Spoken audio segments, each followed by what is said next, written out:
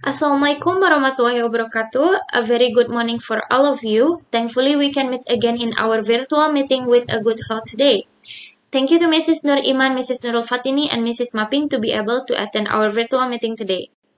Here, I lead all of us to participate and discuss one by one about how we can conclude the problem about should mental health education be added in one of the subjects in school, and how is the solution, also how to put it into practice, especially to all those who has play a role and involved from this discussion, such as people like us as the educators and mental health professional counselors.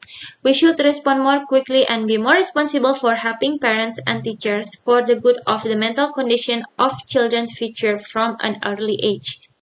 As we know, millions of children and youth globally has been affected due to of mental illness. Mental illness or mental health is a state of well-being in which an individual realizes his or her own abilities, can cope with the normal stresses of life, can work productively, and is able to make a contribution to his or her community. It is a fundamental to our collective and individual ability as human to think, emote, interact with each other, earn a living, and enjoy life. On this basis, the promotion, protection, and restoration of mental health can be regarded as a vital concern of individuals, communities, and societies throughout the world. The WHO or World Health Organization also mentioned, health is a state of complete physical, mental, and social well-being and not merely the absence of disease or infirmity. However, one of the example according to US News, mental health rise in student stress, anxiety, and depression is traced back to an increased pressure to succeed, social anxiety, school shootings, a lack of self-confidence, and of course social media. And from the last update data collection, according to WHO's or International Classification of Disease ICD-10, on 2017 estimates that 792 million people live with a mental health disorder. This is slightly more than 1 in 10 people globally or 10.7%. Well, this issue in nowadays modern world become bigger. I think that to have a mental health and wellness subject in school is one of the solution for all educators and any mental health counselors to help parents in building mental health in children and youth in good and health condition. So, what do you think about this issue right now? Thank you, Madam Aini, for passing the stage for me. So I will explain further about what is the need to put the mental health education in a school program. A lot of people, especially children and young adults, has gone through a depressing state at school for a variety of reasons. However, many of them opt to suffer in silence because they fear of being judged and discriminated. This happened because the youth's mental health is still considered as taboo.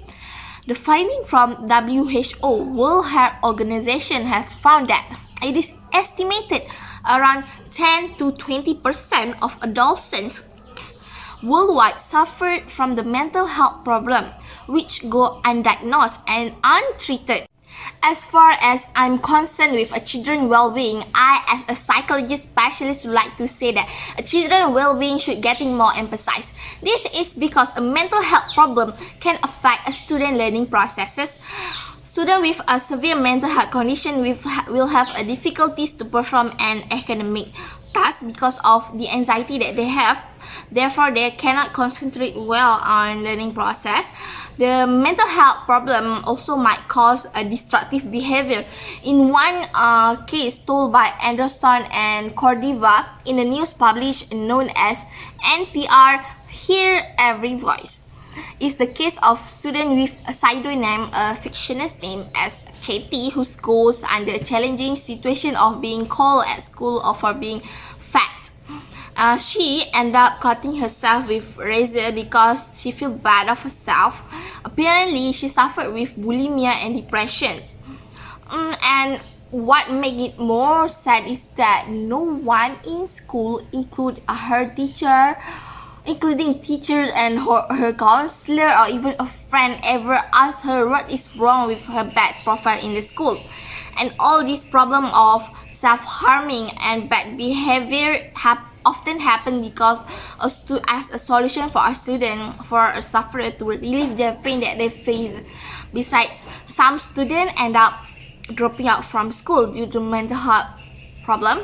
This often happens to the children in a special education as they are unable to control their emotional behavior during school. A statistic from a Chapman Institute shows that more than 77,000 of children in special education receive suspension for more than 10 days in a cumulative day, include a student with autism, anxiety, and learning disorder because of their inability to control their emotional behavior. So some students end up dropping out from school. So what I want to highlight here is that we also should alert that different students have a different degree to cope with mental health challenges. Just like the rest of us, children with a mental health issue also have a good day and a bad day, as well as a period when they are not doing well and a time when their mental health symptoms occur. It's become difficult to manage. Therefore, some students might end up hurting themselves.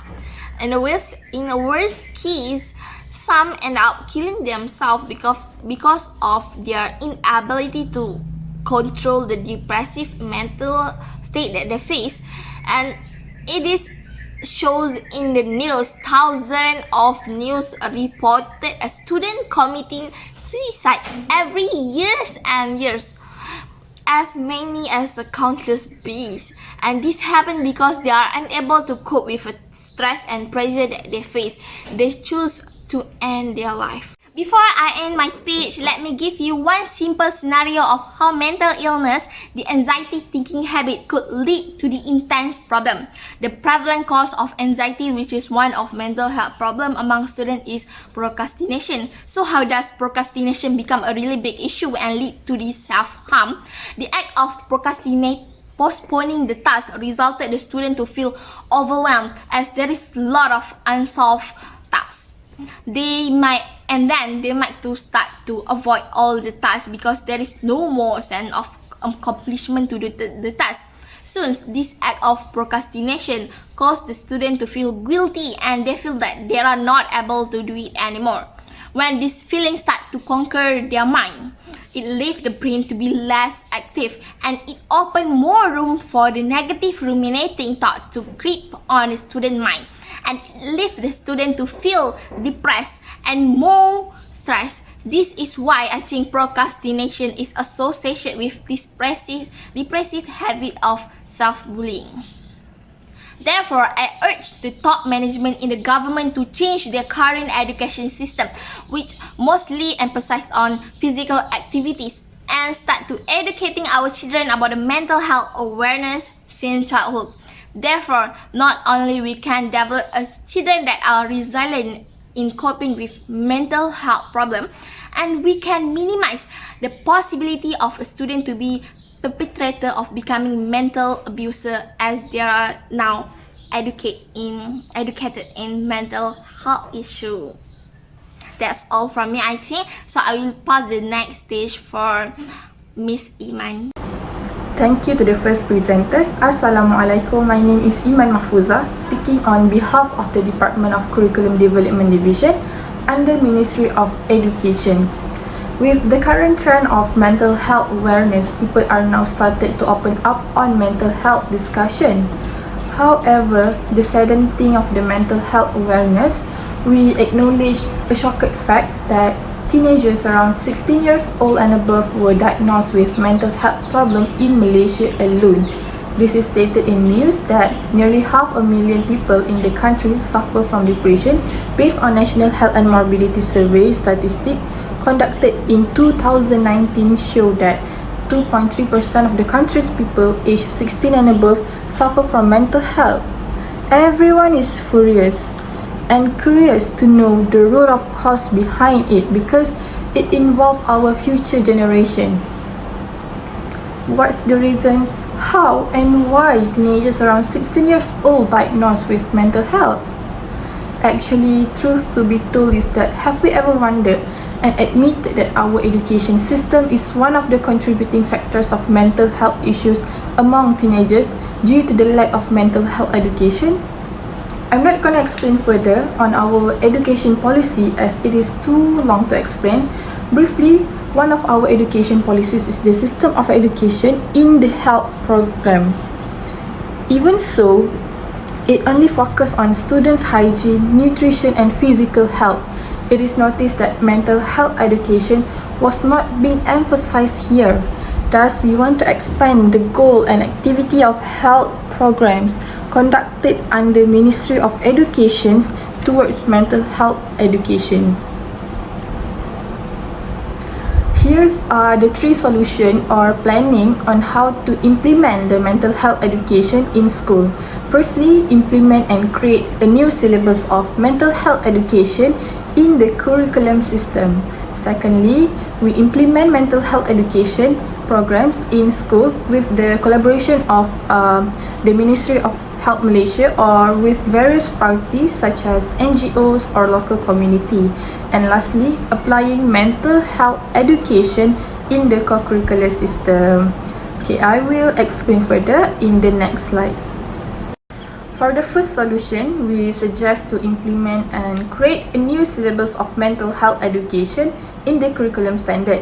Moreover, it should be a separate subject between the school counselling program as it must not be treated equally. Commonly, we know that every counselling department in school usually in charge with things related to students' welfare and psychology. However, they are targeted students not as a whole, but only for a certain group. Therefore, if mental health education being adopted in the mainstream subject, it could reach and involve the whole students.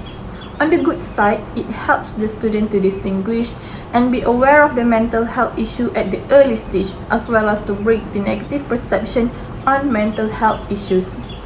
It might be hassle for a certain aspect too, as it still practice a traditional learning, which is known as a formal learning setting, where it use textbooks, formal lecture, and in a class settings. Okay, we move to the next slide, which is the second solution. For the second solution, we propose to implement the mental health education by collaborating with the Ministry of Health Malaysia and any related NGOs or local community. Not only as a collaborative effort, but also this solution will be totally excluded from the idea of the adoption to mainstream subject, which is the curricular standard, where the process of learning is not in a formal setting but as a supplementary program.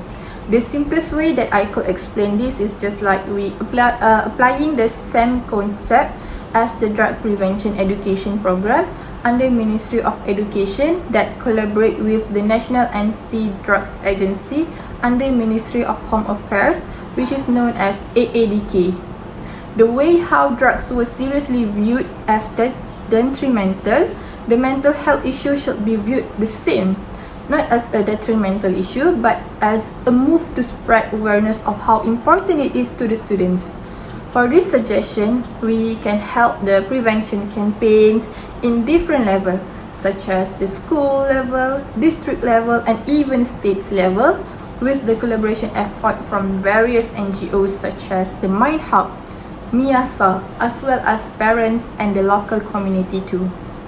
This collaborative effort will show how committed we are towards the mental health education. Okay, we move to the next slide for the last solution that we propose. Lastly, applying mental health education in the co-curricular system. If curricular system is considered as a formal learning, co-curricular is the opposite. It is designed from a process of teaching and learning outside the classroom that gives students the opportunity to add to, reinforce, and practice the skills and values learned in the classroom. Most of the activity will be on-field supplementary programs such as seminar, campaign, as the process of conveying the mental health education is more creative and proactive. However, it is implemented under co-curricular system. It will be focused on a group of students instead of instead as a whole. The good side is that there will be no pressure as students have the free choice to participate in co-curricular activities according to what that they are interested in. So thus, here are the 3 plans or suggestions that we come up with to implement the mental health education in the school. And I'll pass the stage to the next person. Thank you. Assalamu alaikum warahmatullahi wabarakatuh. I'm Ping. I will explain the practicality of offering psychologist courses in schools. The need for mental health education for college students is increasing day by day. In addition to establishing campus psychological counseling centers to provide professional mental illness diagnosis and treatment services. Various mental health education courses are opened to meet the different needs of students and also play a role in early intervention and prevention of mental illness. I think it is better to implement and create a new mental health education syllabus in the curriculum and to expose mental health education early. School can use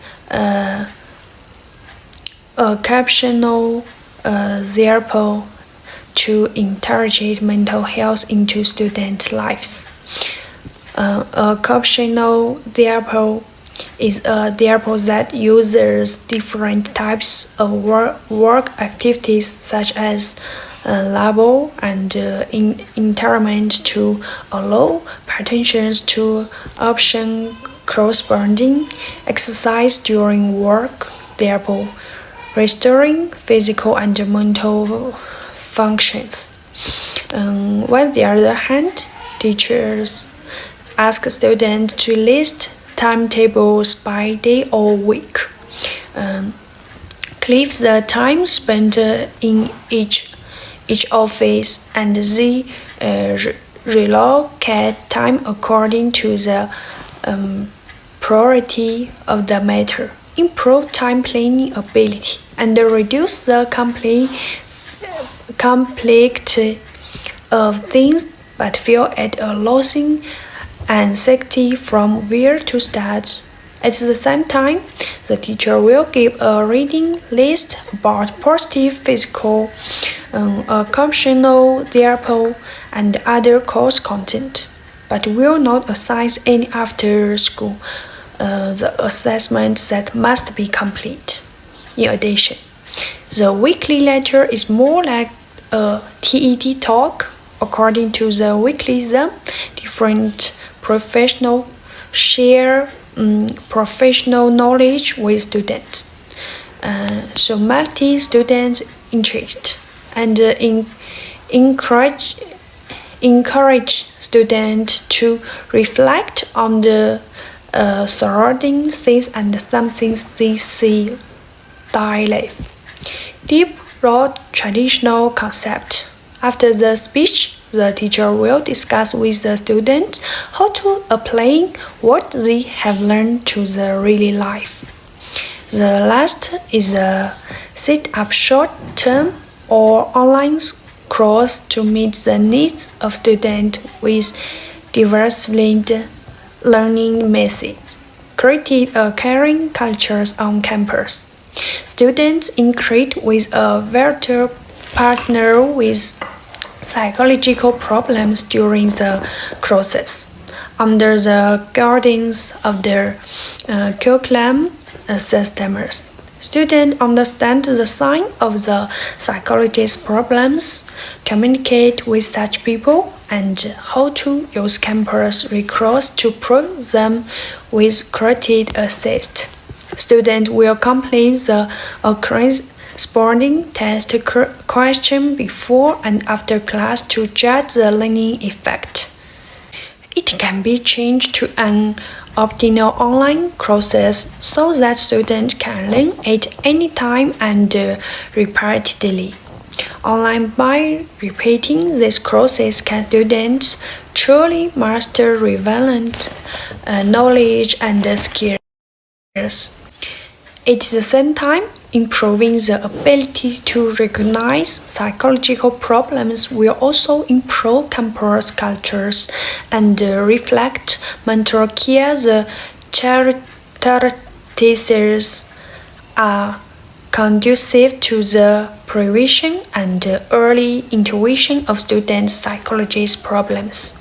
In addition to virtual science courses, some interesting mental health immediate research, role-playing experiences activities can be added, which are designed to guide students to distinguishes between different types, such as depression, anxiety, drug abuse, psychology problems or mental illness, and how to prove corresponding help according to different psychological problems.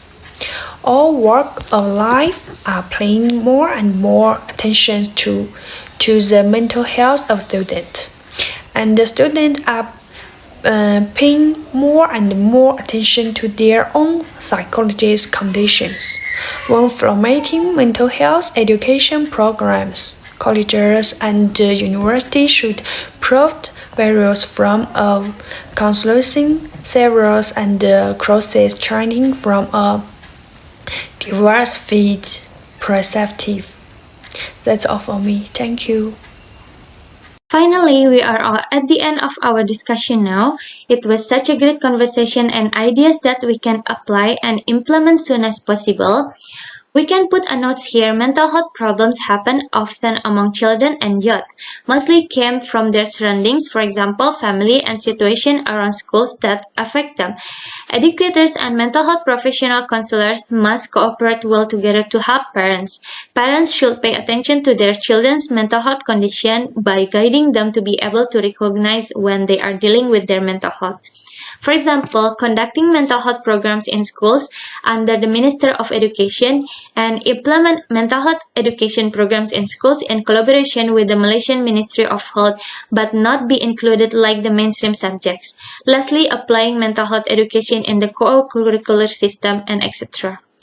Mental health and wellness develop better in children and youth growth by letting them recognize them well about their mental health condition. In the Quran can be used as a guide to those suffering from emotional distress and aims to lead people to a meaningful quality of life. Islam states clearly, Islam values the importance of good mental health and emotional well-being.